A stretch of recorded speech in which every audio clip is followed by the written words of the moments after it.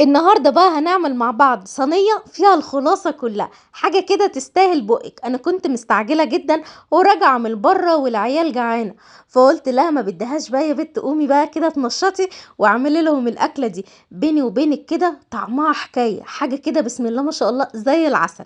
حطيت حوالي بصلتين في الكبة، ونزلت عليهم بحوالي كده قرن فلفل رومي وحتة صغيرة من الفلفل الاحمر والاصفر، ودوت اختياري.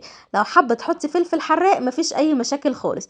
وبعد كده عودين كده من البقدونس، حاجه بسيطه. ونزلت عليهم بنص كيلو من اللحمه، وضربتهم مع بعض في الكبه تاني وبقت بالشكل دوت كده.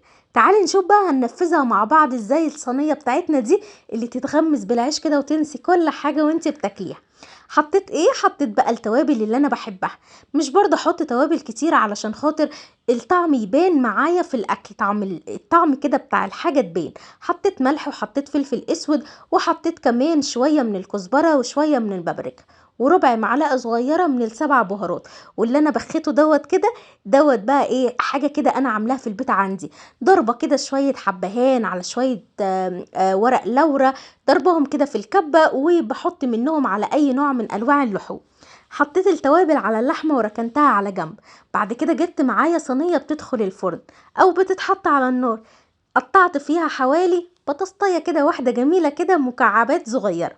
طبعا تفضل اللي انت تقطعيها الشكل اللي انت عايزاه، بس انا حبيت اللي انا اقطعها مكعبات كده علشان خاطر لو حبيت اللي انا اغمزها بالعيش تبقى سهله عليا.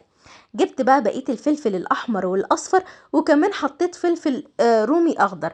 لو انت حابه تحطي فلفل حراق تقدري تقطعيه برضو ايه شرايح كده صغيره. وجبت بصلايه حلوه جميله وزي العسل، وحطيتها بالشكل دوت. وقرن فلفل بقى بس قطعته نصين عشان يكون باين معايا، ما يضايقش الولاد وهم بياكلوا. بعد كده جبت طماطمايه وبدات اللي انا اقطعها بالشكل دوت كده. وطبعا تقدري تحطي اي نوع من انواع الخضار لو انت حابه، ممكن جزر، كوسه، اللي انت عايزاه. حطيت ملح وفلفل اسود وبس كده. قلبت بقى كله مع بعضه، وبقت معايا كده الخضار متبل وزي الفل. الصينيه لقيتها صغيره شويه، فنقلتهم في صينيه تانية تكون بتدخل الفرن برضو. الحيطه بتاعتها عاليه شويه عشان اقدر ان انا ايه ارص الكفته على الخضار اللي انا عملته ده. هقلب بقى اللحمه بتاعتي ديت كويس جدا، واتبلها بقى بالتوابل اللي احنا حطيناها عليها. عايزه اقولك بقى لو كمان عندك بقى هريسه الفلفل الاحمر وحطيتي معلقه كده، الموضوع هيكون رايح في حته تانية. صليتي على الرسول؟ صلي على الرسول في الكومنتات. ولو انتي اول مره تتابعيني ما تنسيش تعملي متابعه للصفحه وتقوليلي بتتفرجي عليا منين. هنا بقى هبدأ ان انا اصبع الكفتة بتاعتي، والصباع مش عايزاه كبير قوي، عايزاه كده على قد ايديا بالظبط، يعني عشان خاطر ما يتكسرش معايا. هو مش هيتكسر ولا اي حاجة، بس عايزاه لما تيجي تغمزيه كده يبقى طعمه حلو، ما يبقاش الصباع كده طويل وشكله مش حلو. خلاص كده رصيت اللحمه بتاعتي بسم الله ما شاء الله، نص كيلو اللحمه عمل معايا الصينيه الحلوه دي. رفعتها على النار وهديت النار ومحطتش اي ماده دهنيه خالص، وسبتها تنزل الميه بتاعتها. وبعد كده هتشرب بقى الميه بتاعتها ديت، وهدخلها تحت الشوايه. خلاص في الوقت دوت كانت استوت معايا. لو انت حابه تضيفي اي نوع من انواع الماده الدهنيه، معلقه سمنه كده او زيت براحتك، بس انا فضلت اللي هي تبقى كده جميله وزي العسل. كده كده اللحمه هتنزل الدهون بتاعتها.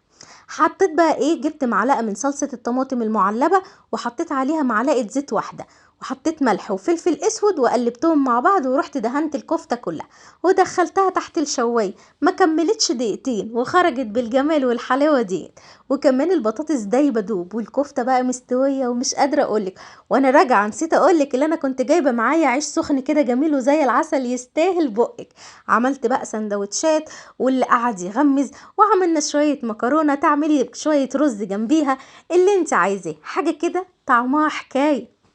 بصي بسم الله ما شاء الله، البطاطس شاربه بقى من طعم اللحمه وكمان الفلفل. ويا سلام بقى لو حطيتي كوسايه او حطيتي جزرايه، تقدري تحطي كمان شويه بسله او فاصوليا، اللي انت عايزاه. بس هي كده حلوه قوي قوي قوي. ما تنسيش تحطي اللايك بتاعك وتقولي لي رايك في الكومنتات، ولما تجربيها تصوريها وتسيبها لي في الكومنتات ان شاء الله. بحبكم في